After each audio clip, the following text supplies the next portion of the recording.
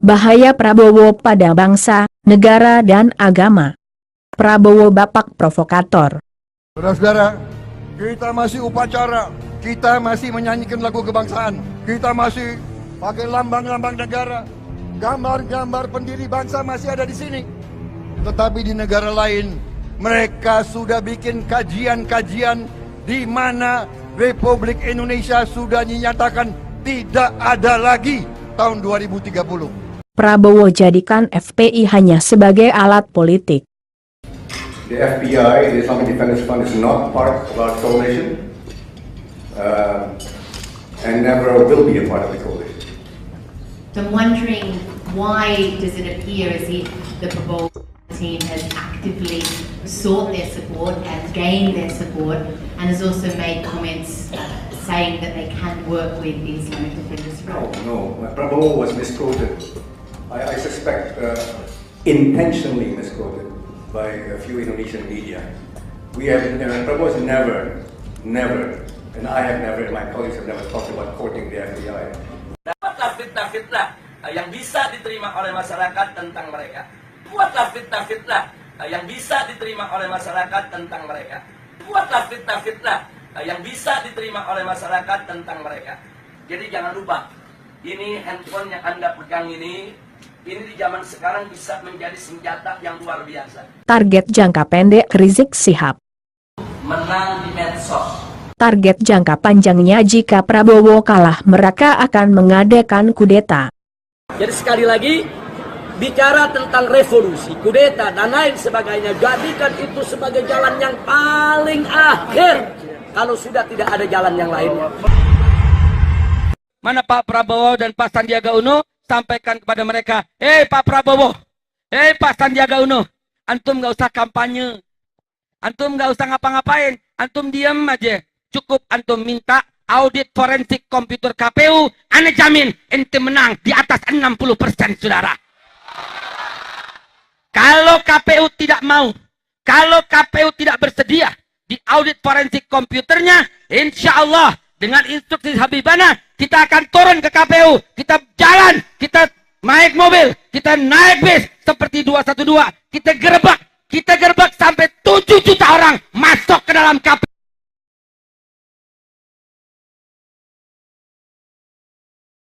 Prabowo menggunakan senjata setan untuk menang, yaitu adu domba, fitnah dan genderuwo, menakuti. Dapat laporan di RSCM ada alat pencuci ginjal yang seharusnya alat itu punya saluran-saluran dari plastik, dari karet, dan dari alat-alat tertentu yang hanya boleh dipakai satu orang satu kali. Saya dengar ada yang melaporkan kepada saya di RSCM hari ini dipakai 40 orang. Jadi orang yang sakit ginjal dia harus hidup dari pencucian darah, tapi kalau dia ke RSCM alatnya dipakai 40 orang, dia bisa dapat macam-macam penyakit. Kita masih upacara, kita masih menyanyikan lagu kebangsaan, kita masih pakai lambang-lambang negara, gambar-gambar pendiri bangsa masih ada di sini. Tetapi di negara lain, mereka sudah bikin kajian-kajian di mana Republik Indonesia sudah dinyatakan tidak ada lagi tahun 2030. Kita tidak bisa kalah. Kita tidak boleh kalah. Kalau kita kalah, saudara-saudara, negara ini bisa punah. Karena elit Indonesia selalu mengecewakan, selalu gagal melaksanakan amanah dari rakyat Indonesia. Sudah terlalu lama elit yang berkuasa puluhan tahun, sudah terlalu lama mereka memberi arah yang keliru. Pilpres 2019 sepertinya ini adalah pertaruhan antara Orde Baru versus reformasi. Bagaimana menurut Bang Adian? Memang mereka mau kembali lagi. Kenapa? Karena ya mereka merasakan nikmatnya berkuasa tanpa batas selama 33 tahun. Dan mereka melihat bahwa ini momentum terakhirnya. Yang tersisa dari kelompok Orde Baru yang punya potensi politik kan tinggal Prabowo. Nah ini sekarang sedang head to head. Dan saya percaya reformasi pasti menang. Tapi kan sekarang ada citra negatif nih Bang, menyebutkan bahwa zaman Orde Baru ini lebih baik daripada reformasi. Apakah ini bisa dikatakan sebuah kegagalan dari masa reformasi yang terjadi hingga saat ini? Reformasi tidak sempurna, tapi kalau kemudian dibilang Orde Baru jauh lebih baik dari reformasi, alat ukurnya apa? Alat ukur ekonomi hancur zaman Orde Baru, kemandirian bangsa hancur zaman Orde Baru, sumber kekayaan alam dikeruk di zaman Orde Baru. Kapan pernah dikenal kontrak karya dimulai? Orde Baru. Emas kita di Papua habis zaman Orde Baru. PKP 2B kontrak-kontrak karya untuk batu bara juga zaman Orde Baru. Semua zaman Orde Baru. Siapa yang tidak dibunuh di zaman Orde Baru? Buruh ada Marsinah, wartawan ada Udin Bernas. Siapa? Pragawati ada Dice. Mahasiswa banyak. Dan kita bisa bilang itu lebih baik. Dari mana lebih baik? Kebebasan berserikat sekarang jauh lebih baik. Hampir semua pabrik ada serikat buruh. Dulu tidak ada. Orde Baru hanya bagus untuk keluarga cendana, tidak untuk rakyat. Apa yang akan Abang perjuangkan gitu ketika aktivis 98 duduk di parlemen? Orang bilang begini, ketika saya berpolitik, ada senior saya bilang begini, Adian kamu betul-betul mau berpolitik? Ya saya mau berpolitik. Dalam politik itu engkau bisa berlumpur tapi tidak boleh berkubang. Artinya dalam politik kita mungkin ada lumpur di kening kita, ada lumpur di pipi kita, ada lumpur di kaki kita dan tangan kita. Tapi jangan pernah hidup dalam kubangan lumpur itu sendiri. Menurut Bang Adian, kepemimpinan dari Pak Jokowi apakah sudah mewakilkan cita-cita reformasi yang beberapa tahun lalu gitu diimpikan oleh masyarakat Indonesia? Ya, dalam konteks dia memberikan benteng perlindungan terhadap hak-hak rakyat khususnya tanah, betul. Dia memberikan benteng. Kenapa banyak sekali kasus perampasan hak tanah itu karena rakyat tidak memiliki benteng hukum untuk tanahnya. Pembagian 9 juta sertifikat itu sesuai dengan cita-cita reformasi. Bahwa kemudian reformasi mengharapkan dibentuknya, dibangunnya negara ini untuk mensejahterakan rakyat, itu dilakukan oleh Jokowi. Dengan apa? Dengan PKH, program-program seperti itu. Kemudian reformasi juga mengharapkan bahwa Indonesia sebagai negara kesatuan tidak bisa menganaktirikan yang lain. Itu dilakukan. Contohnya apa? Misalnya BBM satu harga, membangun Papua, membangun Kalimantan, dan sebagainya. Itu dilakukan. Kemudian tentang kebebasan berekspresi dan sebagainya, itu cita-cita reformasi. Dikerjakan. Bahkan kita sendiri yang kadang-kadang kesel, bagaimana mungkin presiden dihina-hina kok tidak berbuat apa-apa, tidak marah dan sebagainya. Ya saya pernah bicara sama Pak Presiden, kita sedang membangun bangsa, dan membangun bangsa tidak mungkin kita bangun dengan kemarahan dan murka. Kalau kita lihat juga kan Pak Jokowi ini adalah sosok yang sangat merakyat, suka menyapa dan juga turun ke lapangan langsung melihat masyarakat Indonesia gitu sampai ke pelosok. Apakah diskusi yang dijalin oleh Bang Adian dan juga Pak Presiden Jokowi ini juga berbicara tentang masyarakat kecil yang ada di Indonesia? Kalau saya bertemu Jokowi, pertanyaan dia pertama pasti bagaimana menurut Mas Adian keadaan rakyat kita. Itu pasti pertanyaan pertama dia sebelum kita ngobrol yang lain. Kenapa? Kalau menurut saya, Jokowi lahir dari rahim rakyat, bukan lahir dari rahim kekuasaan. Kalau yang sebelah sana, lahir dari rahim kekuasaan. Jokowi mengalami penderitaan yang dialami oleh rakyat. Waktu kecil dia tinggal di pinggir kali, rumahnya pernah digusur, dia merasakan bagaimana sulitnya kemudian menembus pasar ekspor untuk mebel dia. Dia harus berjualan sendiri. Dia rasakan itu. Apa yang dirasakan oleh kebanyakan rakyat tentang ketidakadilan dan sebagainya sudah dirasakan oleh Jokowi. Dan kalau kemudian dia sekarang menjadi presiden, tugas dia adalah mengurangi sebanyak-banyaknya ketidakadilan di kemudian hari. Dan dia kerjakan.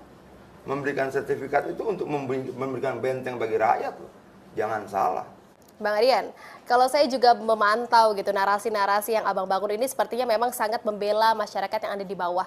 Apakah memang dari narasi-narasi itu kan juga saya simpulkan gitu ya, bahwa memang butuh perjuangan dan juga lebih semangat lagi gitu untuk bisa mewujudkan Indonesia yang lebih baik lagi. Bagaimana menurut Bang Adian? Untuk begini ya, untuk menuju Indonesia yang kita pikirkan, di mana semua orang sama dalam haknya di muka hukum, tanpa dibedakan latar belakang sosialnya, tanpa dibedakan dia anak orang kaya atau orang miskin, tanpa dibedakan bapaknya bangsawan atau tidak. Kita butuh mungkin 10-15 tahun lagi. Tapi 10-15 tahun lagi itu terjadi, bisa terjadi kalau kita mengerjakan dengan baik hari ini. Sekarang banyak misalnya kemudian kita mempersoalkan persoalan dia orang Tionghoa. Ini isu bernuansa rasis seperti itu sangat banyak. Pertanyaan saya, memangnya orang Tionghoa itu pernah memilih dilahirkan dari rahim siapa? Nggak bisa. Tidak boleh kita persoalkan.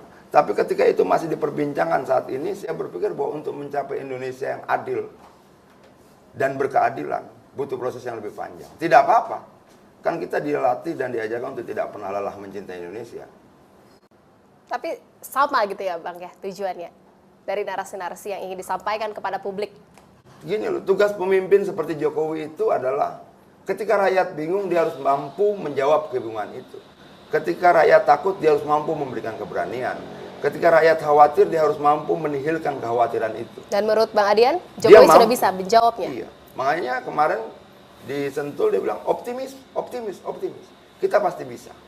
Tidak boleh dong pemimpin menyebarkan ketakutan, pemimpin menyebarkan kekhawatiran. Yang sebelah sana kan nyebarin ketakutan, bubar, bocor, apa. Seorang dibikin takut, nggak boleh. Pemimpin terus menjadi jalan keluar dari persoalan rakyatnya. Dan harus optimis. Iya dong. Untuk Indonesia lebih maju lagi. Indonesia lebih maju. Baik Bang Adian. Apakah jika Prabowo jadi presiden Indonesia jadi markas ISIS?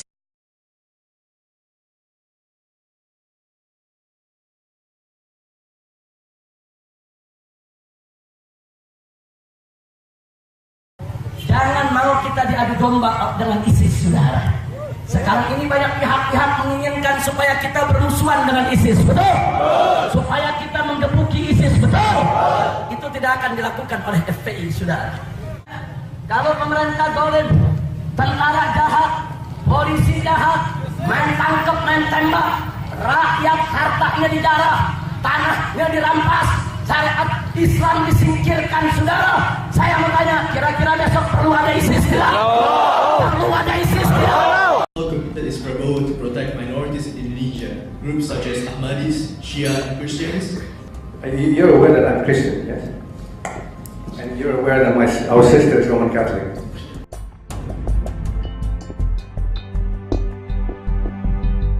Jika Prabowo jadi presiden, kedutaan Indonesia akan dipindahkan ke Gaza karena Prabowo pro-Amerika.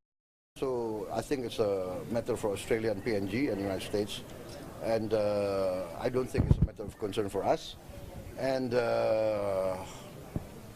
their decision, I have not read that they are going to move the embassy to Jerusalem. Of course, we, as being supporters of the Palestinian people, we of course have our own opinions. But well, Australia is an independent and sovereign country, and we must respect their sovereignty.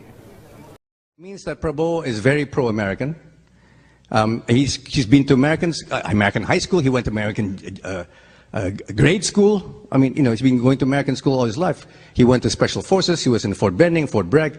You know, I'm pro-American. Until recently, I was an investor in California in a big way, in the oil business. Yes, the U.S. will be a privileged partner with Gerindra administration. Jika Prabowo jadi presiden, KPK akan dibubarkan. Teman-teman banyak yang bertanya, kenapa saya melawan KPK? Karena KPK juga datang dan lahir dengan mentalitas otoriter. Gagal melihat kebebasan, gagal melihat inovasi, gagal melihat kemajuan cara berpikir pejabat publik.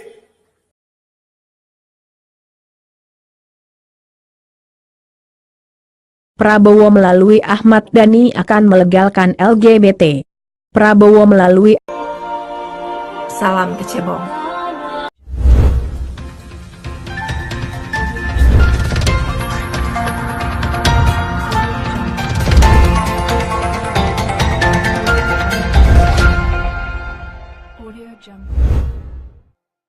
Cuman gini, kasih pertanyaan ke Mas Dhani. Ya.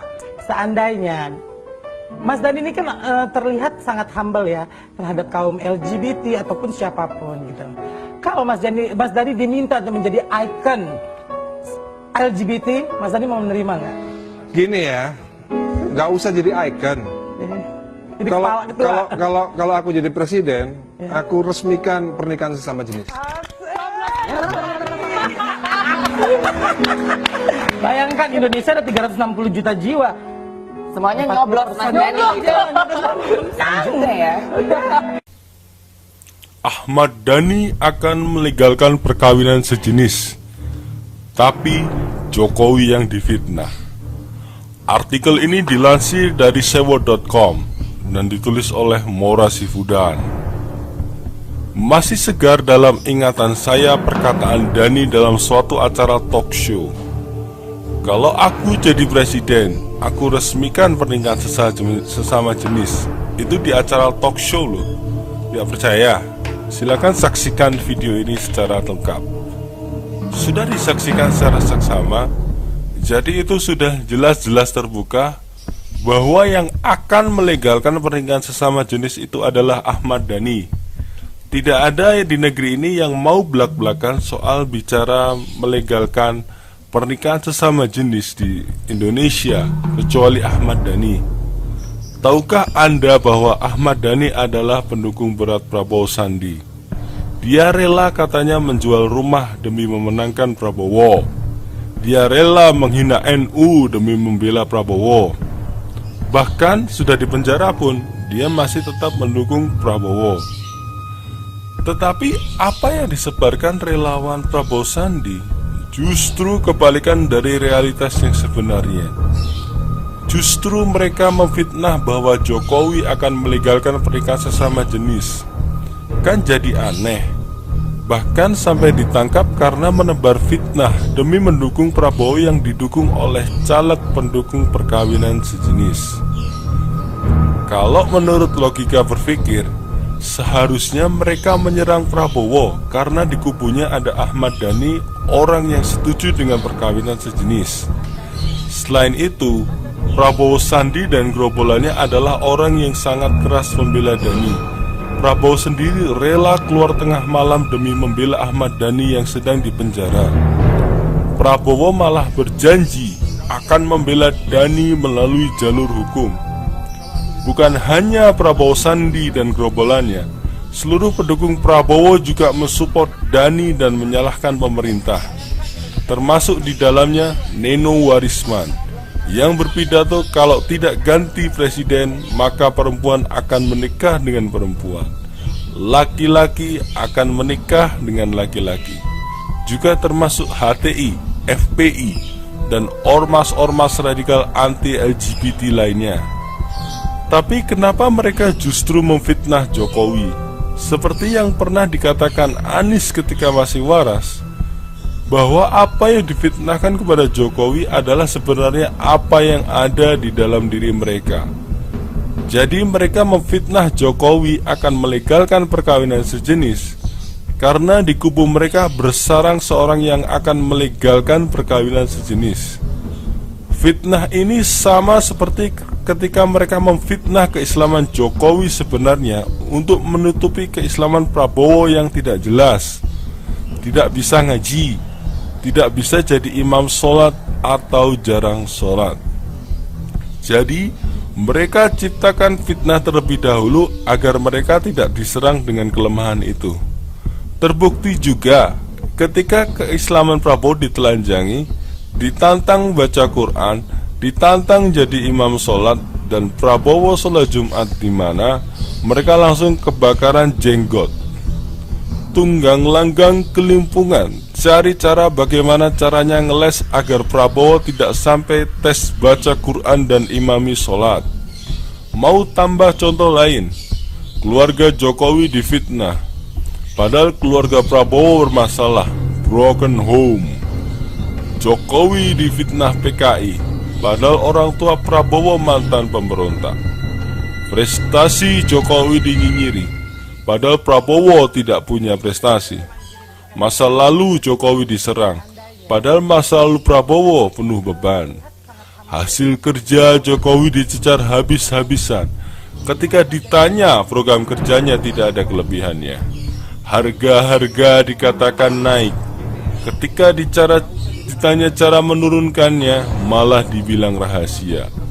Prabowo ngomong soal para penguasa kekayaan RI, padahal dia sendiri menguasai 340.000 hektar tanah. Mengaku berakal sehat, punya IQ selangit, malah dibohongi nenek-nenek. Memang kampret betul. Kalau orang-orang seperti ini dibiarkan, nanti kita-kita yang masih berpikir standar ini jadi ikutan tidak waras. Karena penyakit gila itu ternyata menular. Dulu Anies masih waras, tapi setelah gabung kampret, air dipompa ke laut pun jadi pertentangan dengan sunatullah. Ketika Sudirman Said masih di pemerintahan, katakanlah perpanjangan tidak ada permasalahan. Tapi setelah ditendang dan gabung kampret, sekarang jadi tukang sebar kebohongan. Said Didu juga sudah ikut-ikutan jadi tukang sebar hoax. Rizal Ramli jadi picik, maka tidak ada cara lain selain lawan. Jangan sampai penegak ketakutan jadi penguasa, entar menakut-nakuti. Jangan jadikan penebar Indonesia bubar, punah, memimpin NKRI, nanti benar-benar punah. Jangan kita biarkan orang yang memutarbalikkan fakta demi kekuasaan jadi pengelola negara ini. Bisa habis negara ini dikelola untuk diri mereka sendiri seperti yang dilakukan Soeharto. Jangan biarkan kita jatuh ke lubang yang sama 2 kali. Itu keledai. Cukuplah Prabowo saja yang kalah berkali-kali, dibohongi BPN-nya berkali-kali. Kalau kita, Jokowi sekali lagi saja. Jokowi lagi. Demikianlah opini dari kami Tagar News. Bagaimana pendapat Anda? Salam kecebong.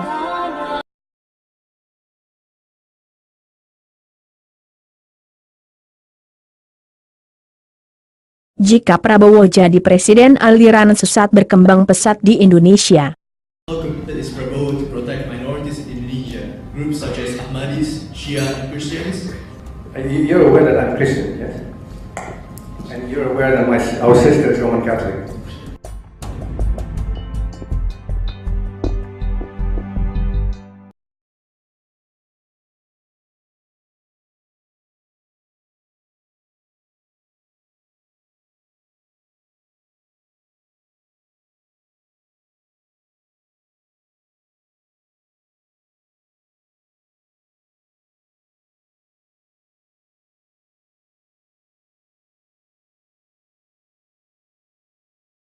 Orba akan hidup lagi, karena di belakang Prabowo anak cucu Soeharto dan kroni.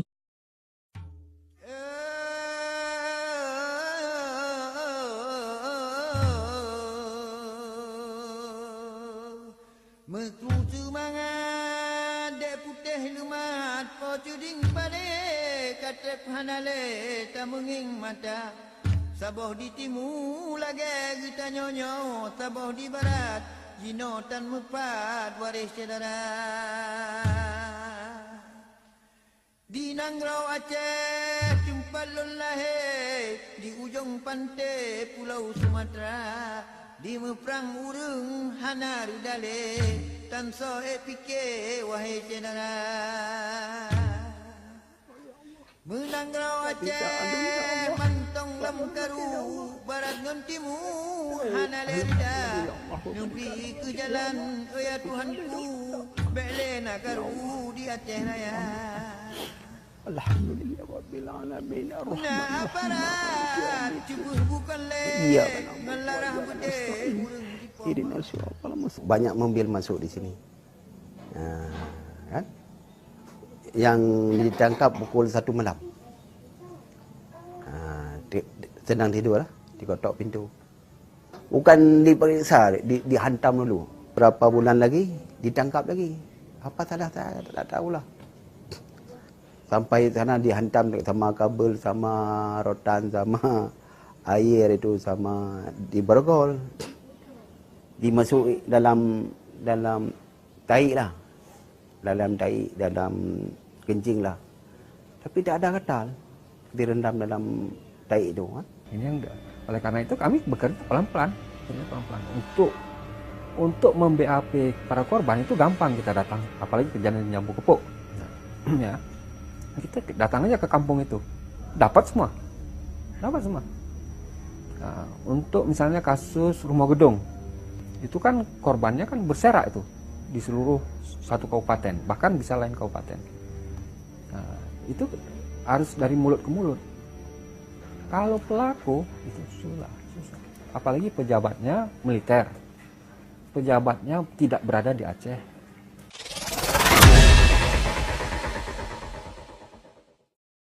Hello YouTube, inilah alasan kenapa hidup di zaman Orde Baru tak lebih enak daripada sekarang. Masa pemerintahan Soeharto atau biasa dikenal dengan Orde Baru disebut-sebut sebagai puncak kemakmuran Indonesia. Bagaimana tidak? Semua harga murah, keamanan terjamin, masyarakat tentram dan harga rupiah juga stabil. Apa memang seenak itu? Mungkin sebagian orang yang pernah merasakan hidup di zaman itu beranggapan demikian. Namun, kalau mau sedikit menelisik, banyak hal yang bisa nyadarin kita kalau hidup di zaman Orde Baru itu nggak lebih enak dari zaman sekarang. Kenapa? Berikut informasinya.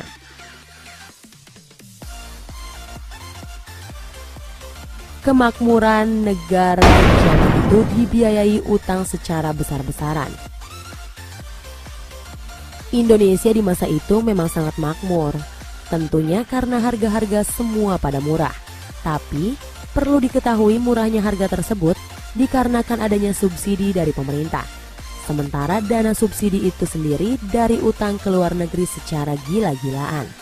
Dampaknya, ya, utang Indonesia membengkak, bahkan sampai diwariskan sampai zaman sekarang ini. Bahkan kepemimpinan ekonomi Pak Soeharto bisa dikatakan rabun jauh. Siapapun presiden setelah Pak Harto akan menerima warisan utangnya yang gak kira-kira banyaknya. Orde Baru katanya aman, tapi aslinya mengerikan. Zaman Pak Harto negara sangat aman, tentram, tindak kriminalitas juga sangat jarang. Tapi mungkin bisa diingat-ingat lagi kasus adanya Petrus atau penembak misterius. Sebuah operasi dari pemerintahan Soeharto yang menanggulangi tindak kejahatan saat itu. Petrus bertugas membasmi orang-orang yang dianggap mengganggu ketentraman masyarakat. Siapapun target mereka akan ditembak tanpa ampun dan mayatnya dibiarkan begitu saja di jalanan. Mengerikan banget kan? Memberantas kejahatan boleh-boleh saja sih, tapi penjahat juga manusia. Masa mayatnya digelimpangin gitu aja? Beruntung deh kita yang hidup di zaman ini gak usah melihat banyak mayat di jalanan kayak gitu. Nggak ada yang namanya demokrasi. Indonesia pada dasarnya adalah negara yang demokrasi, di mana semua masyarakat punya hak yang sama dalam mengambil keputusan. Demokrasi mengizinkan setiap warganya menyerukan pendapat, baik secara langsung atau melalui perwakilan. Pada tahun 1971, pemilu dimenangkan mutlak oleh Golkar. Hal itu karena seluruh angkatan bersenjata Republik Indonesia beserta seluruh jaringannya, termasuk pegawai negeri sipil dan juga Persatuan Guru diharuskan memilih Golkar. Jadi, yang namanya demokrasi di masa itu hanya hal yang semu. Terlebih pada tahun 1997 sampai 1998, banyak terjadi kasus penculikan para aktivis yang pro-demokrasi. Hal itu terjadi pada hari-hari jelang pemilu atau menuju sidang MPR. Salah ngomong sedikit bisa disikat. Orang zaman Orde Baru nggak bisa ngomong sembarangan. Salah ngomong sedikit bisa dianggap musuh negara, bahkan bisa langsung disikat. Mungkin kamu bisa googling tentang kisah Udin, seorang wartawan harian Bernas Yogyakarta yang kerap menulis artikel kritis tentang kebijakan pemerintah Orde Baru dan militer. Ujung-ujungnya, penyeruan suara tersebut berakhir dengan tewasnya Udin setelah dianiaya oleh orang gak dikenal. Kasusnya pun gak nemu titik terang hingga kini. Kamu bisa bayangkan jika media online ada sejak zaman itu, mungkin semua netizen yang menyuarakan pendapatnya bakal dibikin modar juga. Coba bandingin sama pemerintah zaman ini. Pak Jokowi banyak dibikin meme, berbagai media juga adem ayem aja. Korupsi membabi buta. Zaman dulu nggak ada korupsi. Jangan salah, pada masa Orde Baru, setidaknya ada 7 yayasan Pak Harto yang diduga menggunakan uang negara. Hasil penyelidikan kasus 7 yayasan tersebut menghasilkan berkas setebal 2.000-an halaman. Hasil tersebut merupakan kumpulan dari 134 saksi fakta dan 9 saksi ahli. Setidaknya, sekitar 400 miliar dana mengalir ke yayasan milik Soeharto pada tahun 1996 sampai 1998. Dalam kasus-kasus tersebut terungkap pula banyak menteri-menteri yang terlibat dalam korupsi yang merugikan negara. Gimana? Masih merasa zaman Orde Baru itu serba enak? Sejatinya tiap zaman itu memiliki kekurangan dan kelebihan. Sama halnya di masa pemerintahan Jokowi. Jika mau menelisik, tentu banyak hal positif yang bisa ditemukan. Nah, itulah tadi beberapa informasi mengenai alasan kenapa hidup di zaman Orde Baru tak lebih enak daripada sekarang. Semoga informasi tadi dapat menambah wawasan Anda. Jangan lupa like, share, and subscribe ya.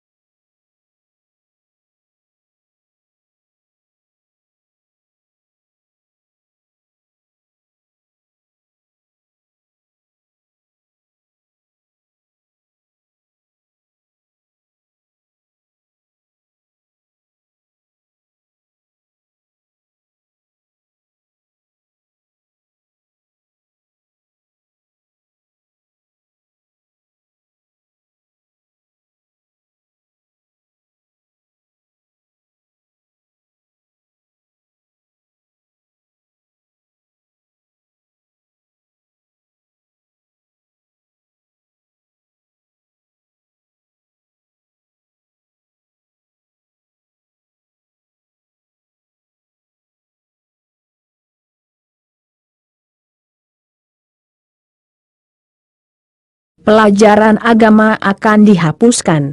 Sebab tanpa bisa membaca Quran ataupun sholat, bisa juga jadi presiden cita-cita anak Islam Indonesia.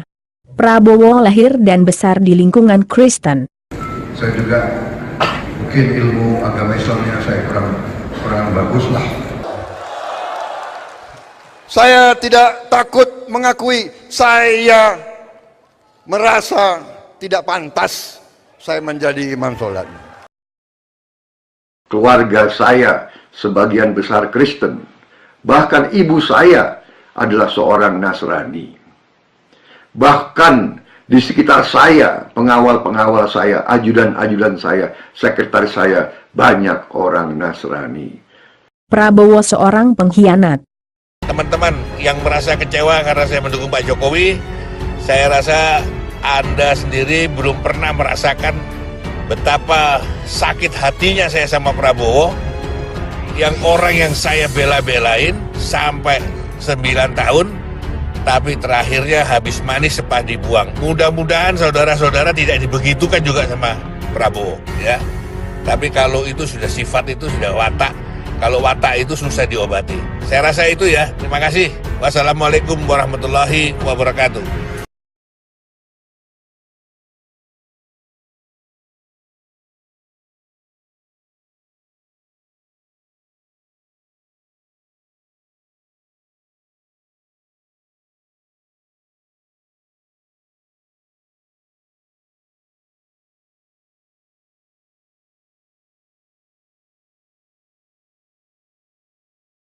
Prabowo akan perbanyak pegawai Kristen di pemerintahan. I just give you an example. At the Ministry of Agriculture, which is controlled by the PKS, Pak Dino, yeah? 73, in the last 9 years, 73 Christian government officials have been fired from the Ministry of Agriculture, and none have been replaced. In fact, at this very moment, there are no Christian government officials in the Ministry of Agriculture. That tells you something, doesn't it? It must tell you something. That if this is allowed to continue, unrestricted, you can understand what I mean. You know, in one ministry alone, 73 Christian government officials have been relieved of their posts in 9 years. None have been replaced. Not a single Christian government official is in a post in the Ministry of Agriculture. That's what I mean by political will. The government of Indonesia must stop this discrimination.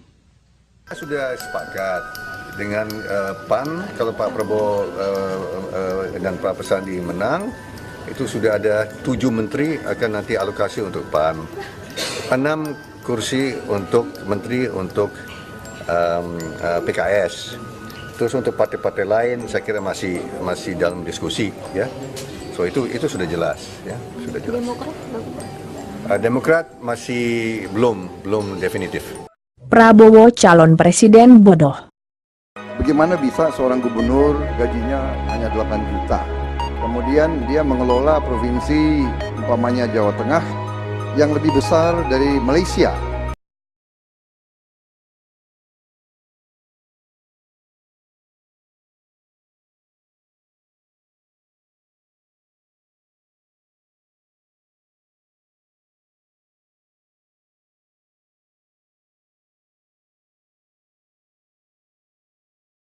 Prabowo diktator.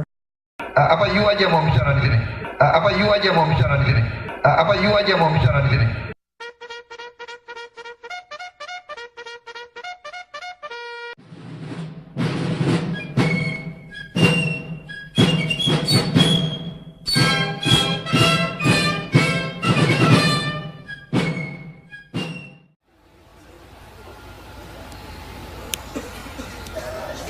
Kenapa kok?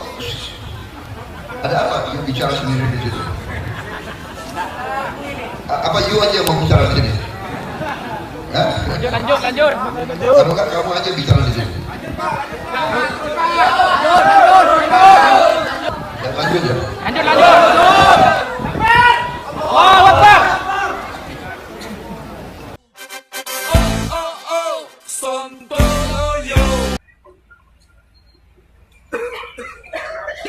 Kenapa kok?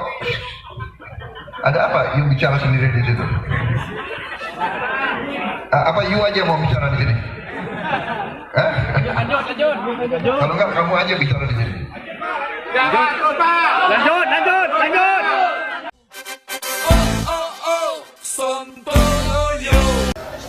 Kenapa kok? Ada apa? You bicara sendiri di situ. Kalau enggak kamu aja bicara di sini. Kalau enggak kamu aja bicara di sini. Kalau enggak kamu aja bicara di sini.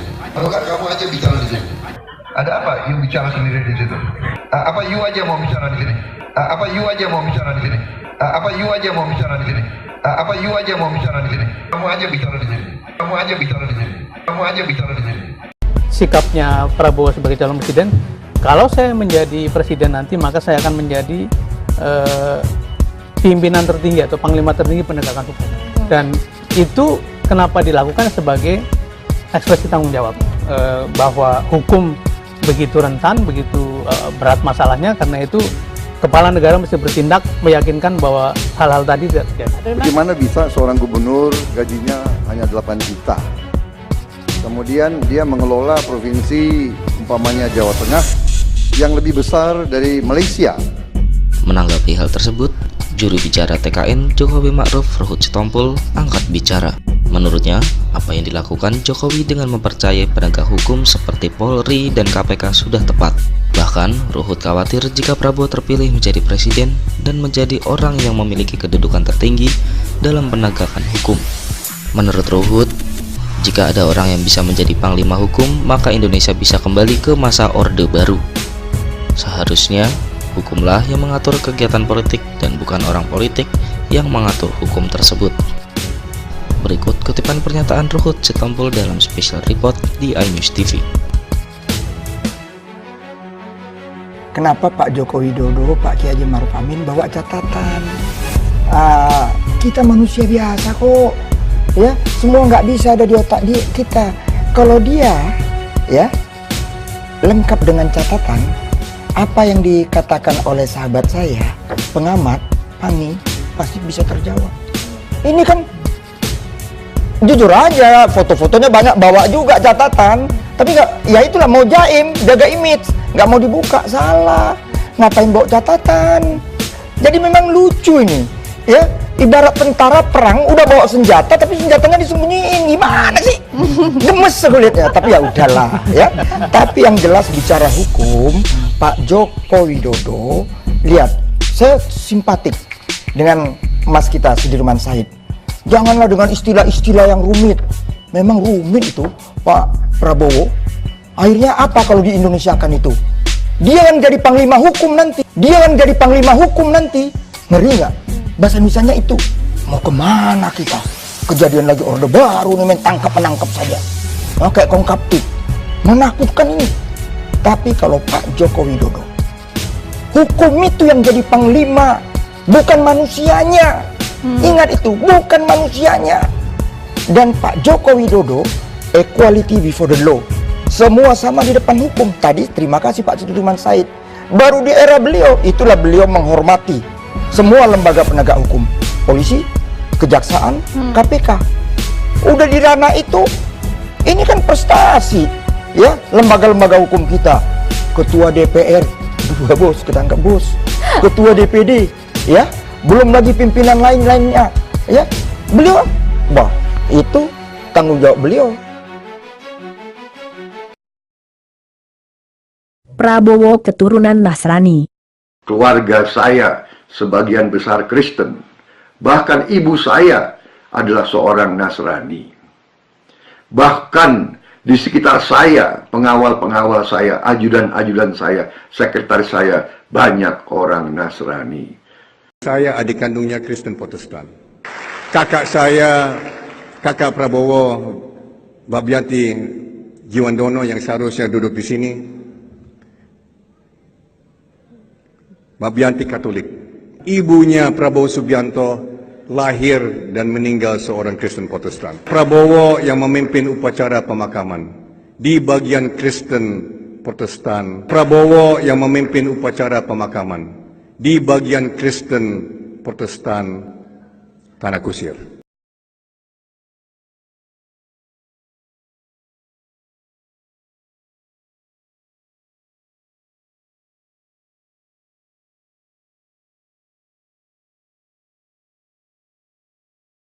Prabowo ingin mengintervensi hukum. Kembali lagi ke Orde Baru dan kediktatoran. Hukum hanya berlaku kepada penentang pemerintah. Sikapnya Prabowo sebagai calon presiden, kalau saya menjadi presiden nanti, maka saya akan menjadi pimpinan tertinggi atau panglima tertinggi penegakan hukum. Dan itu kenapa dilakukan sebagai ekspresi tanggung jawab, bahwa hukum begitu rentan, begitu berat masalahnya, karena itu kepala negara mesti bertindak meyakinkan bahwa hal-hal tadi tidak terjadi. Bagaimana bisa seorang gubernur gajinya hanya 8 juta? Kemudian dia mengelola provinsi umpamanya Jawa Tengah yang lebih besar dari Malaysia. Menanggapi hal tersebut, juru bicara TKN Jokowi Ma'ruf Ruhut Sitompul angkat bicara. Menurutnya, apa yang dilakukan Jokowi dengan mempercayai penegak hukum seperti Polri dan KPK sudah tepat. Bahkan, Ruhut khawatir jika Prabowo terpilih menjadi presiden dan menjadi orang yang memiliki kedudukan tertinggi dalam penegakan hukum. Menurut Ruhut, jika ada orang yang bisa menjadi panglima hukum, maka Indonesia bisa kembali ke masa Orde Baru. Seharusnya, hukumlah yang mengatur kegiatan politik dan bukan orang politik yang mengatur hukum tersebut. Berikut kutipan pernyataan Ruhut Sitompul dalam special report di iNews TV. Kenapa Pak Joko Widodo, Pak Kiai Haji Ma'ruf Amin bawa catatan? Kita manusia biasa kok, ya. Semua nggak bisa ada di otak kita. Kalau dia, ya, lengkap dengan catatan, apa yang dikatakan oleh sahabat saya, pengamat, Pani, pasti bisa terjawab. Ini kan jujur aja, foto-fotonya banyak, bawa juga catatan, tapi nggak, ya itulah mau jaim, jaga image, nggak mau dibuka, salah. Ngapain bawa catatan? Jadi memang lucu ini, ya. Ibarat tentara perang udah bawa senjata, tapi senjatanya disembunyiin, gimana sih? Gemes kulitnya, tapi ya udahlah, ya. Tapi yang jelas bicara hukum, Pak Joko Widodo, lihat, saya simpatik dengan Mas kita Sudirman Said. Janganlah dengan istilah-istilah yang rumit. Memang rumit itu Pak Prabowo. Akhirnya apa kalau di Indonesia kan itu? Dia yang jadi panglima hukum nanti. Dia yang jadi panglima hukum nanti. Ngeri nggak? Bahasa misalnya itu. Mau kemana kita? Kejadian lagi Orde Baru nih, main tangkap-menangkap saja. Nah, kayak kongkaptif. Menakutkan ini. Tapi kalau Pak Joko Widodo, hukum itu yang jadi panglima, bukan manusianya. Ingat itu, bukan manusianya. Dan Pak Joko Widodo, equality before the law. Semua sama di depan hukum. Tadi terima kasih Pak Sudirman Said. Baru di era beliau, itulah beliau menghormati semua lembaga penegak hukum. Polisi, kejaksaan, KPK. Udah di ranah itu, ini kan prestasi. Ya, lembaga-lembaga hukum kita. Ketua DPR, dua bos, ketangkap bos. Ketua DPD, ya. Belum lagi pimpinan lain-lainnya. Ya, beliau, bah, itu tanggung jawab beliau. Dalam istimewa yang kedua saya sudah tanda tangan. Begitu saya menang, saya akan kembalikan Habib Rizik Syihab kembali. Tadi malam itu saya habis gempur Habib, bombardir. Oh, gua hajar benar-benar dia tadi malam. Dari kemarin kami minta ampun dia. Oh, saya bilang Habib sudah keterlaluan batas ya. Saya bilang, kuda kelewatan. Saya cukup sabar ya. Jangan coba-coba mainin saya bilang. Ya, saya sudah punya firasat tidak enak. Saya bilang, Habib tidak jelas. Oh, dia kaget kan. Loh, Firza berarti bohong. Firza tidak hapus chat. Oh, tidak, saya hapus, Bib. Saya tidak mau sakit sendiri. Kayak gituin. Ada dia janji mau nikah, dia janji mau nikah, dia janji ada semua, Kak. Saya kirim ke dia. Stres dia, Kak Emma. Stres dia, Kak Emma. Tolong Firza, tolong. Sudah, saya tidak mau lagi berjuang. Dia bilang, saya suruh orang lain aja mimpin. Saya bilang, saya tidak ada punya niat ya. Saya bilang, saya tidak punya niat untuk memberi Habib sakit atau apa. Tapi saya pengen ini murni, jangan dicampur aduk cinta saya sama Habib dengan yang lain. Saya bilang gitu. Jangan coba-coba. Saya bilang, ampun Firza, iya. Tapi Kak, nggak jelas juga itu. Nggak jelas juga. Kalau Habib Rizik ngomong, ngasih kode ke saya, boleh. Tapi kalau dia yang ngomong, itu pinter-pinter dia kali. Kak Emma. Tentu Habib Rizik oke. Tapi Kak Emma, saya kasih kena bagiannya dari kemarin. Sampai tadi subuh dia WA, iya Firza, semoga Firza sejuk hatinya. Oh, coba begitu. Saya bilang, Bib, saya berbuat seperti ini karena perbuatan Habib sendiri. Nah, Habib merasa diteror, diancam, tertekan karena perbuatan Habib sendiri. Tapi saya ini cukup sabar, Bib. Habib keterlaluan batas, saya bilang. Saya dianggap apa? Jangan, Bib. Bib, saya bilang, pemimpin bisa tumbang karena wanita. Saya gituin. Pertama dia ngamuk-ngamuk kan, Firza mau ini saya, udah Firza ini. Awal dia ngamuk tuh kayak mau, saya lawan, saya nggak peduli. Firza saya stres, saya ngedrop. Saya lebih stres, saya lebih ngedrop. Saya lawan Kak Emma. Dia bilang, Firza saya hampir gila gara-gara masalah ini. Saya lebih gila, Bib. Teman-teman saya semua menegur saya tidak pernah berkelakuan seperti ini. Saya bilang begitu. Sampai kaki saya dijahit, saya gituin. Habib udah kelewatan batas sama saya ya. Perbuatan Habib sudah keterlaluan. Gituin Kak Emma. Jangan dicampur aduk hubungan saya, percintaan saya dengan Habib dengan urusan politik, tata harta. Macam-macam saya ngomong Kak Emma. Ngamuk, saya nggak tahu kenapa masuk jin kali. Ngamuk, iya Kak Emma. Terus saya bilang gini, hei Habib, saya bilang ya, selama ini saya mau tanya sama Habib. Habib kan punya mata. Habib lihat, apa yang selama ini saya bawa Ratna dan Ahmad Dhani ke Habib supaya semua jadi baik. Semua jadi baik, bersatu. Saya ikut arahan Habib, ikut kegiatan MPI, diklat, pengajian, ini itu, ikut. Habib suruh saya, Habib sarankan, iya, saya tato dan tat. Habib suruh saya deketin bidadari satu yang tidak pernah saya lakukan seumur hidup. Saya lakukan, gila. Saya bilang, Habib gila. Saya gituin.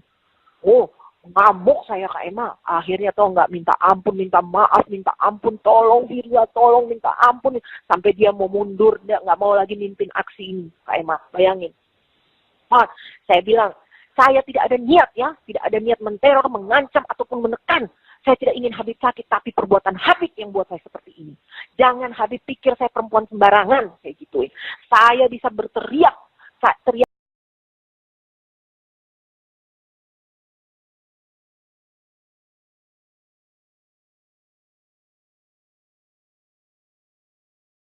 Semua ulama yang dizolimi, semua ulama yang dipersekusi akan kita bela, akan kita bebaskan.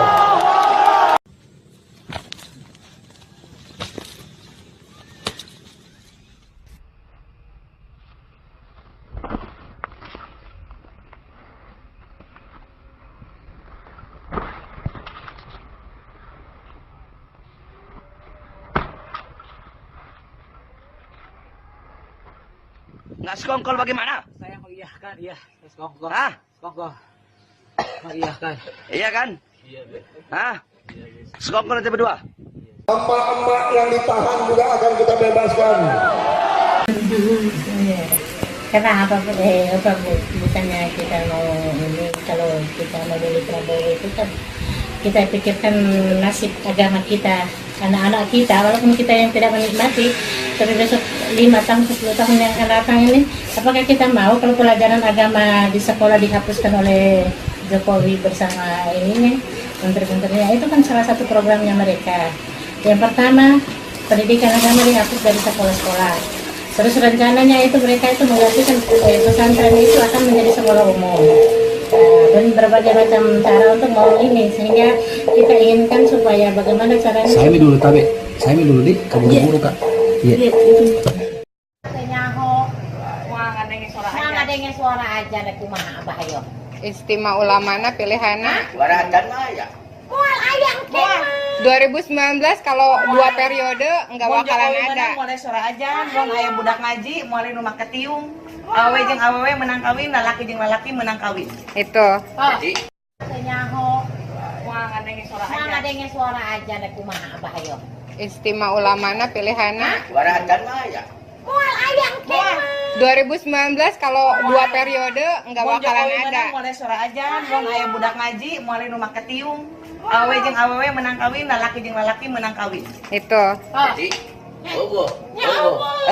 Lamun pilihan eta. Nya, ta eta. Bener. Oh, abah arek 50.000 tapi rek hidup jadi anjing-anjingan. Iya, Bajo kewenya. Si Bajo terpercaya kamu wing. Kayak Bajo nyolok Jokowi. Wing nyaho Bajo Jokowi ya, pro Jokowi nyaho wing. Enak Bajo nyolok Jokowi menang. Jokowi di sini kamu abah rasakeun nya, lamun wing bohong, abah poci soal belum mah jeung lurah. Abah amprok yang kuing, tapi yang kuing. Lamun Jokowi menang deui Menang deui adan eueuh. Jagat nek anjing-anjingan. Akankah jika Prabowo jadi presiden fitnah dan adu domba dihalalkan? Akhir-akhir ini kita banyak sekali melihat ada black campaign, kampanye hitam dan juga fitnah yang tidak hanya ada di dunia nyata namun juga dunia maya begitu. Terakhir adalah yang ada di Makassar, Sulawesi Selatan, sebelumnya ada di Karawang, Jawa Barat. Nah, terkait dengan yang terakhir di Makassar, ada yang diduga merupakan kader PKS dengan menggunakan atribut PKS, mengatakan bahwa pelajaran agama tidak akan ada di bawah pemerintahan Joko Widodo. Di saat pemerintah, dalam hal ini Pak Jokowi, menentukan hari santri begitu. Kemudian sowan ke pesantren-pesantren, mengundang ulama dari berbagai wilayah di Indonesia, yang terakhir adalah dari Aceh begitu. Kenapa anti-Islam dan juga narasi-narasi berita bohong seperti itu yang berhubungan dengan Islam selalu dihajar, selalu diberikan kepada Joko Widodo, Pak TGB? Ya, terima kasih. Bismillahirrahmanirrahim. Sebenarnya fitnah itu tidak hanya akhir-akhir ini. Kita sudah lama ya mendengar banyak sekali fitnah yang dialamatkan kepada Pak Jokowi.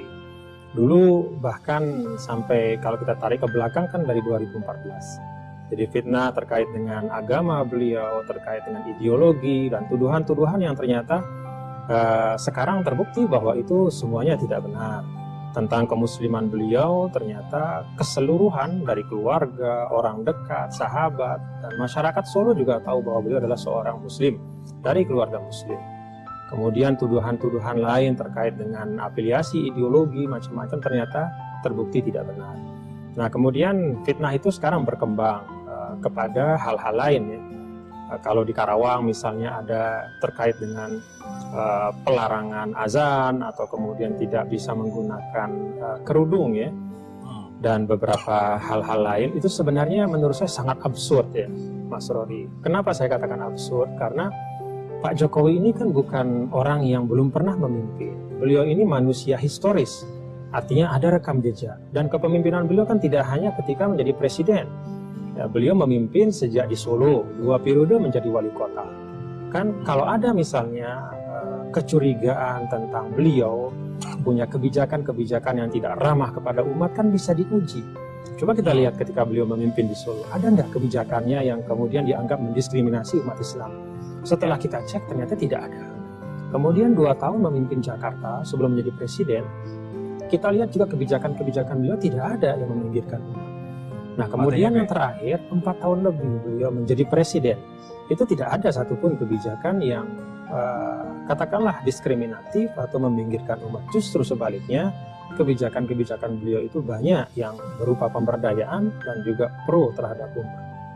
Baik, Pak TGB, ini narasi bahwa Pak Jokowi anti-Islam, anti umat begitu. Apakah menurut Anda ini bentuk keputusasaan di tengah elektabilitas Pak Jokowi yang menurut beberapa lembaga survei terakhir, salah satunya adalah LSI dan IJA yang terakhir kemarin melakukan survei, elektabilitasnya semakin tinggi, bahkan di wilayah-wilayah yang kemarin pada waktu Pilpres 2014 Pak Jokowi tidak terlalu doing well di sana. Saya menghindarkan diri untuk menjudge ya bahwa ini satu bentuk keputusasaan. Tapi pola yang berulang dari hoax dan bahkan fitnah yang sama sekali tidak ada basis kebenarannya di dunia nyata, itu menunjukkan bahwa memang Pak Jokowi sesungguhnya selama ini telah memberikan satu bentuk kepemimpinan yang relatif bisa menghadirkan kemaslahatan. Nah, tentu tidak ada kata sempurna ya, karena kesempurnaannya milik Allah Subhanahu wa Ta'ala. Tapi dalam praktek kepemimpinan beliau, baik di Solo, Jakarta, kemudian menjadi presiden selama lebih dari 4 tahun, banyak sekali kebijakan-kebijakan yang nyata-nyata membawa atau menghadirkan kebaikan untuk umat, ya, untuk bangsa, baik itu ekonomi, kemudian pendidikan, kesehatan, dan hal-hal yang lain. Tidak semuanya dilabelkan dengan kebijakan yang Islam, dinamakan Islam, tetapi yang mendapatkan manfaat dari kebijakan itu sebagian besar tentu adalah umat Islam. Nah, saya ingin menyampaikan bahwa bahwa sebenarnya fitnah yang panjang sekali dengan durasi yang panjang sekali dengan beragam isu hoax dan fitnah itu bagi saya bukan sesuatu yang kebetulan. Nah, oleh karena itu saya mengajak siapapun kita untuk mari kita hentikanlah hal seperti ini dan silakan kita mengecek rekam jejak dari masing-masing calon pemimpin ini. Pak TGB, menurut Anda bagaimana akseptabilitas masyarakat? Masyarakat dalam menerima hoax ini, apakah masyarakat sudah mulai bisa berpikir jernih, mulai bisa menyaring dan juga menimbang apa yang disampaikan ini merupakan tidak benar, atau masyarakat masih terbawa narasi bahwa Pak Jokowi anti-Islam dan anti-umat? Saya pikir seiring dengan waktu ya, masyarakat juga sudah bisa lebih menilai. Dulu diperkirakan bahwa fitnah yang menyangkut pribadi beliau itu efektif, ternyata kemudian realitasnya berbanding terbalik dari itu. Artinya tidak benar dan masyarakat sudah tahu. Lalu kemudian beralih kepada kebijakan. Nah, kemudian kalau masyarakat agak cermat saja sedikit melihat bahwa ternyata kebijakan pun itu tidak sesuai dengan apa yang dihembus-hembuskan sebagai anti-Islam. Pada akhirnya menurut saya fitnah itu akan semakin tidak mendapat tempat. Tetapi tentu saja masalah fitnah ini adalah salah satu hal yang tidak akan semakin baik seiring dengan waktu. Artinya memang harus ada effort untuk menolaknya. Maka saya pernah menyampaikan bahwa kalau selama ini kita relatif permisif ya, artinya mendiamkan, membiarkan fitnah itu merajalela, saya pikir sudah waktunya kita sebagai anak-anak bangsa untuk menyuarakan ya, bahwa hentikan fitnah itu dan mari kita berkompetisi dengan baik. Mari berkompetisi dengan rekam jejak dan program-program yang real untuk kemajuan dan kemaslahatan masyarakat. Pak TGB, mungkin saya ingin Anda memastikan dan juga meyakinkan masyarakat terkait dengan berita-berita fitnah yang disampaikan bahwa di bawah Pak Jokowi nanti tidak akan ada lagi anak-anak mengaji, tidak akan ada lagi azan, tidak akan ada lagi pelajaran agama. Yakinkan kami bahwa itu tidak benar. Ini bukan baru sekarang hadir di pentas politik. Beliau bukan ingin atau mau menjadi presiden sekarang, tapi beliau sudah memimpin kita selama lebih dari 4 tahun. Dan selama 4 tahun kepemimpinan beliau, penghayatan keislaman, pengajian-pengajian, kemudian juga kegiatan-kegiatan keagamaan, kemudian juga pelajaran atau institusi keagamaan, sekolah-sekolah keagamaan itu tersebar merata. dan bahkan semakin banyak. Kehidupan keagamaan kita sangat dinamis, dan bahkan ada hal-hal yang saya melihat di Indonesia pengamalan keislaman kita justru sangat lapang dan luas, jauh lebih lapang dan luas dibanding tempat-tempat lain di negara-negara lain yang penduduknya mayoritas Muslim. Dengan kata lain, selama 4 tahun lebih kepemimpinan Pak Jokowi, tidak ada satu kebijakan pun yang dihoaxkan atau difitnahkan itu yang punya basis kenyataan. Tentang LGBT misalnya, tidak ada satu kebijakan pun dalam 4 tahun lebih kepemimpinan Pak Jokowi yang memberi angin misalnya, yang pro misalnya, kan tidak ada sama sekali. Kemudian tentang berbusana muslimah sama sekali tidak ada. Bahkan ada institusi negara seperti misalnya di kepolisian yang kemudian akhir-akhir ini ada code dari dress yang memungkinkan untuk menggunakan busana muslimah. Artinya justru penggunaan busana muslimah itu semakin banyak, semakin menyebar. Pendidikan keagamaan juga seperti itu. Jadi itu semua bisa diuji pada 4 tahun lebih kepemimpinan Pak Jokowi. Pak TGB, Anda sempat menyatakan bahwa penuduh Jokowi mengkriminalisasi ulama ini seperti Ashabul Kahfi yang baru bangun. Apa maksudnya Ashabul Kahfi yang baru bangun? Itu adalah bagian dari ilustrasi yang saya sampaikan, Mas Rory, bahwa kan sering sekali kriminalisasi ulama itu dicontohkan dengan Al-Habib Muhammad Rizik Syihab. Nah, saya sampaikan secara faktual bahwa beliau jauh sebelum Pak Jokowi memimpin kan pernah diadili, kemudian dihukum dan menjalani hukuman penjara. Nah, pada saat itu ketika beliau menjalani proses hukum, itu tidak ada yang bicara tentang kriminalisasi ulama. Nah, baru sekarang kemudian isu ini dimunculkan. Nah, itu sebabnya saya ambil ilustrasi Ashabul Kahfi itu yang tidur lama sekali baru kemudian bangun setelah 309 tahun tidur begitu. Artinya adalah bahwa basis objektif dari tuduhan itu menurut saya tidak kuat. Justru pada masa Pak Jokowi saya melihat bahwa ada upaya-upaya, tentu dengan semaksimal yang beliau mampu untuk mengkonsolidasikan agar kekuatan agama dan tokoh-tokoh agama itu bisa maksimal berperan di dalam pembangunan. Dan contoh yang terakhir ya tentu ketika beliau menggandeng Bapak Profesor Kiai Ma'ruf Amin sebagai calon wakil presiden. Itu menurut saya satu langkah yang sangat kuat menunjukkan bahwa beliau meletakkan agama dan tokoh-tokoh agama dalam posisi sentral untuk bekerja bersama, berkhidmat membangun Indonesia. Di kacamata Anda, seperti apa keberpihakan dan juga dukungan Pak Jokowi terhadap madrasah dan juga pesantren? Kalau tentang itu, jawabannya insya Allah sangat kuat ya, dukungannya sangat kuat. Mulai dari penetapan hari santri, kemudian juga satu sisi yang selama ini agak dilupakan oleh banyak pihak, bahwa pondok pesantren itu adalah institusi yang juga bisa bergerak untuk membangun ekonomi umat. Tidak hanya bergerak dalam sektor pendidikan. Nah, kemudian dari kesadaran itu Pak Jokowi kemudian menggagas adanya bank wakaf mikro berbasis pondok pesantren. Dan kalau bank wakaf mikro ini kemudian bisa didesiminasi dengan sangat luas di pesantren-pesantren seluruh Indonesia, maka dalam pikiran saya, prediksi saya akan tumbuh kekuatan-kekuatan ekonomi berbasis pondok pesantren. Dan itu akan mengukuhkan, memperkuat arus yang tengah dibangun oleh Pak Jokowi untuk memperkuat desa dengan dana desa. Jadi ketika dana desa dengan ratusan triliun itu kemudian menghadirkan kekuatan ekonomi di tingkat desa, lalu pesantren-pesantren yang juga banyak di desa itu diberikan fasilitasi untuk bisa mengakses atau memiliki modal melalui bank wakaf mikro. Saya pikir itu akan menjadi bagian-bagian yang akan memperkuat pertumbuhan Indonesia yang lebih berkeadilan ke depan. Saya pikir itu inisiatif yang sangat baik dari Pak Jokowi, menunjukkan keberpihakan beliau kepada pondok pesantren dan para santri. Pak TGB, ini bertahun-tahun Pak Jokowi difitnah, bahkan menjelang pemilu Pilpres April nanti hampir setiap minggu selalu saja ada fitnah baru. Menurut kacamata Anda, kenapa Pak Jokowi tidak pernah membalas fitnah-fitnah itu? Ya, saya pikir beliau mungkin termasuk orang yang meyakini ya bahwa yang batil itu pasti akan hilang, akan lenyap. Oleh karena itu beliau tidak banyak bicara tentang itu. Nah, pada titik tertentu ketika beliau merasakan sudah perlu berbicara, beliau berbicara akhir-akhir ini, tapi itu pun secara proporsional. Intinya saya ingin mengajak ya kepada kita semua termasuk saya, Mas Rul, dan kita semua. Kan kita ini di Indonesia mengaku sebagai umat beragama. Kita ini katanya bangsa yang religius. Ya.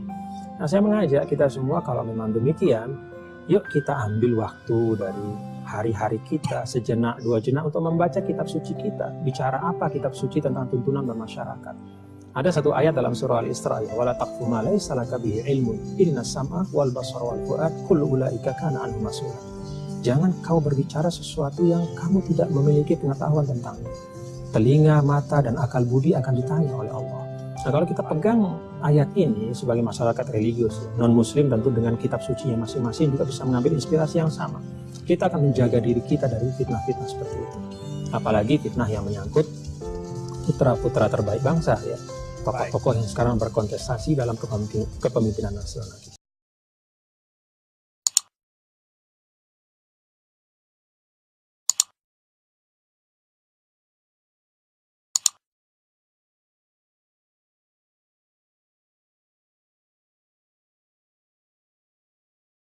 Kekayaan Indonesia akan dikuasai asing lagi.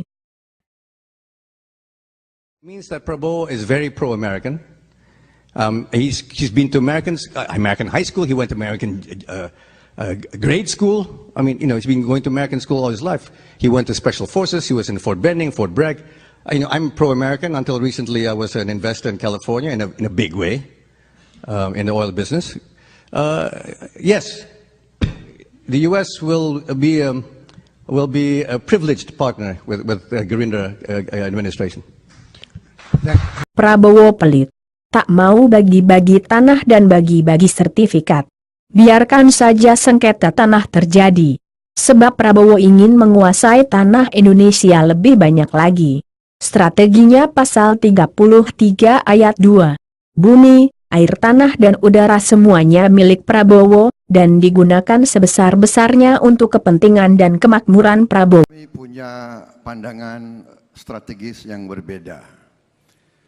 Yang dilakukan Bapak Joko Widodo dan pemerintahnya menarik dan populer untuk 1-2 generasi. Tapi tanah tidak tambah dan bangsa Indonesia tambah. Tiap tahun kurang lebih 3,5 juta. Jadi kalau Bapak bangga dengan bagi 12 juta, 20 juta, pada saatnya kita tidak punya lagi lahan untuk kita bagi. Jadi bagaimana nanti masa depan anak cucu kita?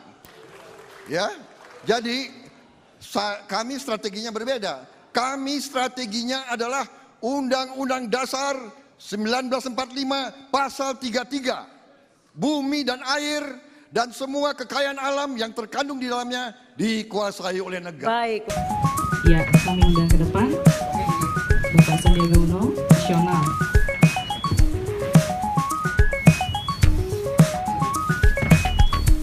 Ya, kami persilakan Pak.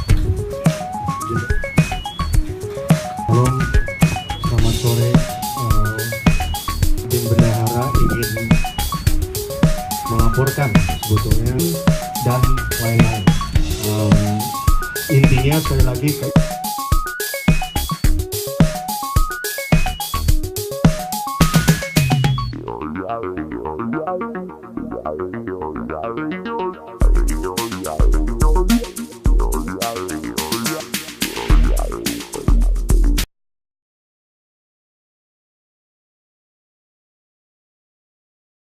Prabowo Islamnya masih diragukan.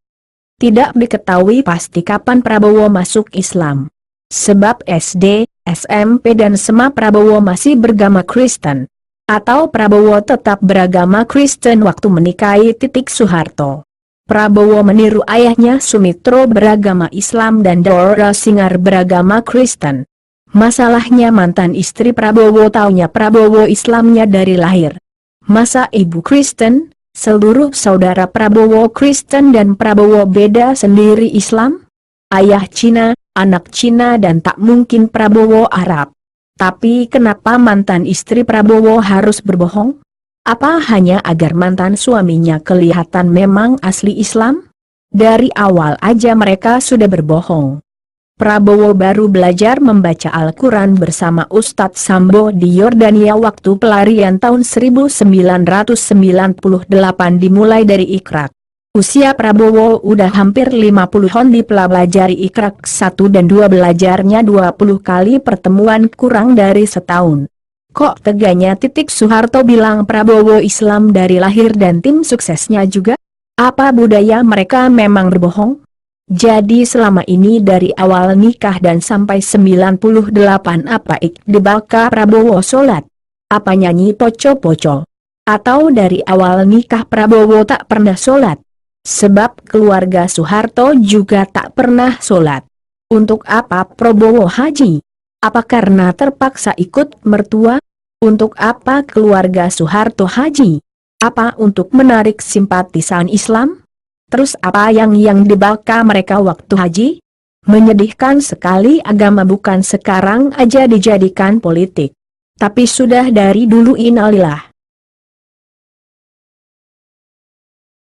Bolehlah kita belajar ngaji. Nah, disuruh ngajar ngaji itu mulai dari Iqra. Waktu itu Iqra 1 selesai sampai Iqra 2 walaupun belum sampai Quran ya. Pantasan Prabowo takut tes membaca Al-Quran, sebab ia belajar membaca Al-Quran baru sampai Iqra 2 dan itu udah lama 21 tahun yang lalu. Entah masih bisa sekarang atau tidak. Pasti tak bisa sebab TKN Prabowo sepakat tak mau tes membaca Al-Quran. Terakhir saya cek kemarin kulhunya masih bagus gitu loh. Al-Fatihahnya boleh lah gitu. Pantasan Prabowo takut jadi imam sholat. Sebab yang tahu hanya Al-Fatihah dan Kulhu saja. Entah sekarang masih bisa atau tidak. Masalahnya jarang sekali Prabowo nampak sholat. Sholatnya hanya sekali 5 tahun saja. Cuman belajar ngajinya setengah jam, sisanya 2 jam setengah itu ngobrol. Artinya huruf Quran dia ABCD-nya tahu. ABCD tahu. Bahkan dia sudah bisa merangkai. Kalau sudah Iqra 2 kan sudah bisa merangkai walaupun belum sampai baca Quran. Karena waktu kita cuman belum enggak sampai setahun lah, kira-kira 20 kali pertemuan kira-kira begitu. Apakah bisa semua syariat Islam dipelajari 20 kali pertemuan dan waktu belajar cuma setengah jam? Mungkin anak atau saudara Anda lebih hebat dari Prabowo yang cuma sampai Iqra 2 mengajinya? Emang ilmu agama tak penting lagi untuk jadi acuan memilih pemimpin? Siapa yang akan memperjuangkan agama Allah ini nanti? Sedang pemimpinnya tak tahu agama. Makin rusak moral bangsa ini. Ibunya Prabowo Subianto lahir dan meninggal seorang Kristen Protestan. Prabowo yang memimpin upacara pemakaman di bagian Kristen Protestan. Prabowo yang memimpin upacara pemakaman di bagian Kristen Protestan Tanah Kusir. Tahun 2008 Ibu Prabowo meninggal. Prabowo yang memimpin upacara pemakaman tersebut. Yang biasa memimpin acara pemakaman Kristen itu biasanya beragama Kristen ataupun seorang pendeta. Kalau orang Islam berarti ia telah musyrik dan keluar dari agama Islam. Ia seorang kafir. Ya, boleh Pak, boleh Pak. Dengerin ini saja ya. Ya.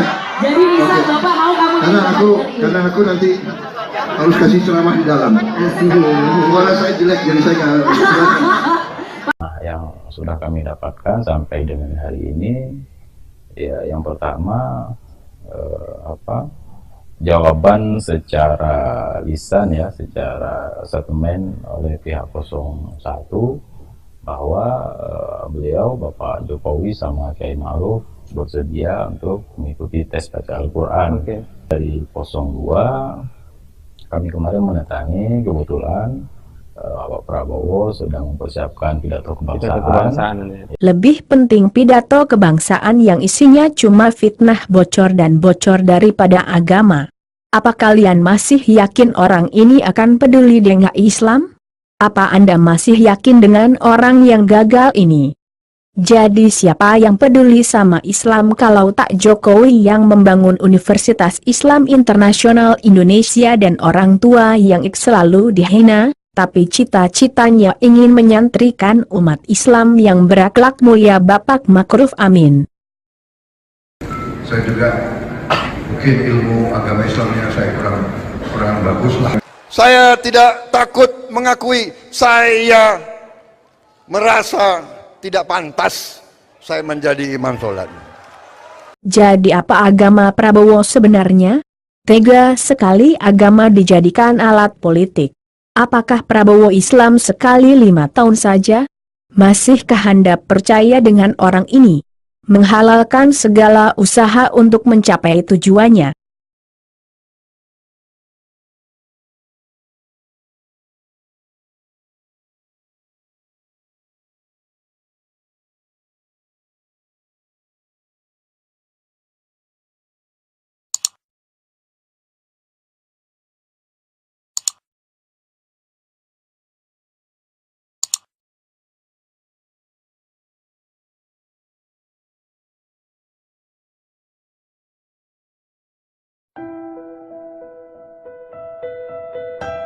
Memilih calon pemimpin. Wahai saudaraku, Anda diambang pemilihan calon pemimpin. Tidak ada yang menyelamatkan Anda dari fitnah kecuali jika Anda menjalani proses pemilihan ini dengan penuh kerinduan kepada Allah dan merasakan sebuah tanggung jawab besar di hadapan Allah Subhanahu wa Ta'ala. Jangan memilih siapapun kecuali terbetik di hati Anda makna kejayaan Islam dan umat Islam di bawah pengayoman pemimpin yang Anda pilih. Sekaligus sadari bahwa peran hati sangatlah menentukan pilihan Anda. Hati inilah yang akan menumbuhkan amanat dan tanggung jawab di hadapan Allah Subhanahu wa Ta'ala. Amanah yang ada di pundak Anda adalah amanat besar. Sekali Anda memilih seorang calon sementara Anda sadar secara lahir ada tanda-tanda ketidakbaikan badannya dan Anda pun tetap memilihnya, apalagi jika pilihan Anda berangkat dari kepentingan Anda pribadi atau imbalan materi. Jika ternyata pemimpin itu adalah benar-benar pemimpin yang culas, korup dan berkhianat kepada Allah Subhanahu wa Ta'ala dan agama Allah Subhanahu wa Ta'ala, maka Anda adalah salah satu orang yang mempunyai saham dalam dosa-dosa bersama pemimpin tersebut. Setiap dosa yang dilakukan pemimpin tersebut jika dilakukan atas dasar kepemimpinan yang Anda berikan, itu semua adalah tabungan dosa buat Anda yang telah memilihnya. Menjaga amanat yang dibebankan kepada Anda adalah kejernihan pikir dan hati Anda di saat memilih, dengan tidak terpengaruh oleh rupiah, hadiah dan janji jabatan yang diberikan kepada Anda atau hubungan persaudaraan atau organisasi dan partai. Hadirkan di hati Anda kejayaan Islam dan umat Islam di saat Anda memilih. Jauhkan kepentingan-kepentingan yang tidak karena Allah Subhanahu wa Ta'ala. Jadikanlah 5 hal untuk bekal hati dalam memilih. Pertama, niat yang mulia yang dibarengi salat hajat, istikharah dan permohonan kepada Allah Subhanahu wa Ta'ala. Kedua, tentang kedekatan calon pemimpin kepada Allah Subhanahu wa Ta'ala. Ketiga, siapa saja yang berada di sekitar calon pemimpin tersebut, pemimpin yang baik, jika yang menemaninya adalah orang-orang yang tidak takut kepada Allah, maka amat sulit baginya untuk menegakkan sebuah kebenaran atau menghentikan kemungkaran. Keempat, kedekatan calon dengan hamba-hamba Allah Subhanahu wa Ta'ala, dalam arti telah terbukti dalam hidupnya ada perjuangan untuk umat agar semakin dekat kepada Allah Subhanahu wa Ta'ala. Kelima, tawakal, berserah kepada Allah Subhanahu wa Ta'ala yang maha memberi petunjuk dan bimbingan. Wallahu a'lam bissawab.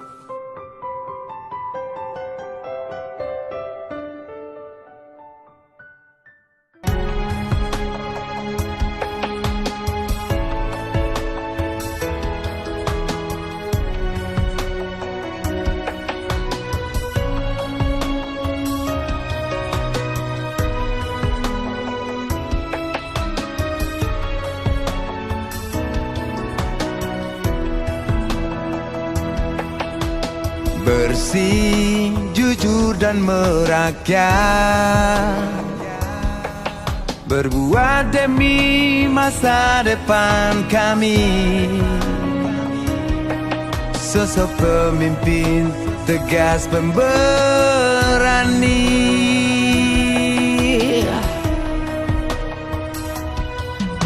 kamu tidak tergantikan.